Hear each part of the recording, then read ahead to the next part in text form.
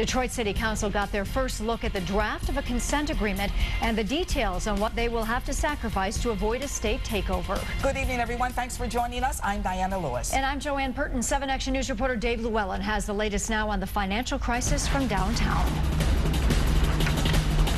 This is a draft of the consent agreement, which was released today. It sparked a lot of discussion and, not unexpectedly, controversy as well. Members of the governor's financial review team received the draft agreement just prior to today's public meeting. Good afternoon, everyone. No decisions were made today, but the group will ultimately make a recommendation to the governor on how to proceed in solving Detroit's financial crisis. When we just did this in Inkster, this was kind of the same process. The review team agreed upon a consent agreement. City Council approved it with some conditions, and we modified the agreement. The agreement calls for the appointment of a 9-member board to oversee the operation and restructuring of city government.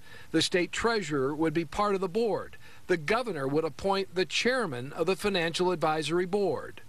The mayor would remain the city's chief executive and temporarily have the power to make decisions related to union contracts subject to approval of the financial advisory board. Earlier in the day, Dillon had brief meetings with 8 of the 9 city council members to provide them with copies of the document. Those meetings took place shortly before the start of the council's formal session. I told City Council I would like to be before them early next week, because what I don't want to do is get towards this March 26th date and have the governor not have time to look at a plan B if we need a plan B. Right now, we've gotten a proposal, and from that point, we now will pour over it, council, the mayor, and present a counter.